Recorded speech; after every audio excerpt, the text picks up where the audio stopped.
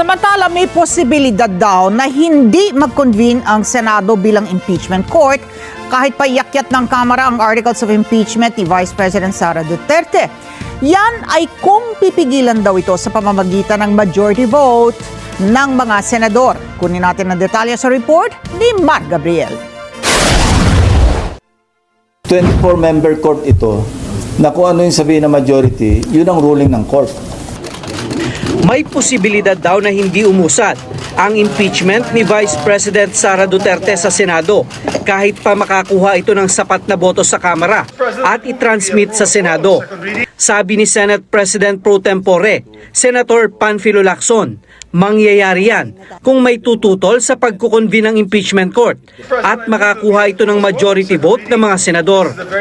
Kung hindi pa convene yung impeachment court, we will rule as a Senate. Di ba? Wala pa hindi pa impeachment court eh. So Senate yung mag-rule as a body kung magko-convene ba kami o hindi.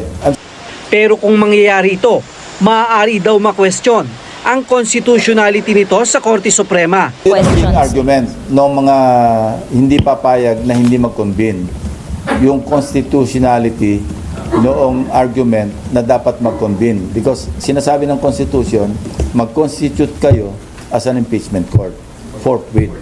Samantala, kung matutuloy naman ang impeachment sa Senado, pinag-aaralan na raw ang pagtatalaga ng impeachment manager na sisigurong maayos ang proseso ng paglilitis. Isa sa ikinukonsidera sa posisyon, si Senator Francis Kiko Pangilinan na isang abogado.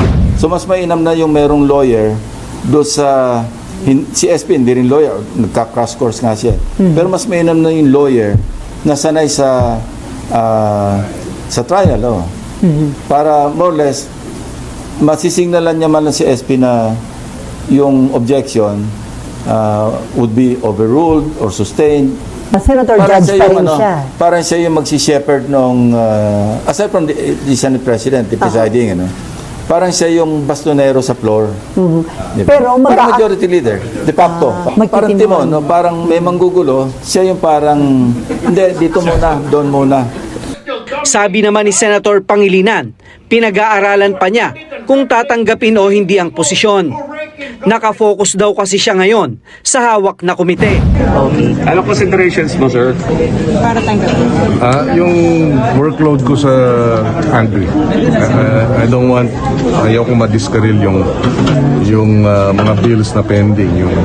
Kung magkukonvene ang impeachment court ngayong Mayo, posible raw na abutin pa ng Hulyo ang formal na pagsisimula ng impeachment trial na pinag-aaralan pa ang final schedule. Mar Gabriel, para sa Mata ng Agila. Matatag, matapang, matapat.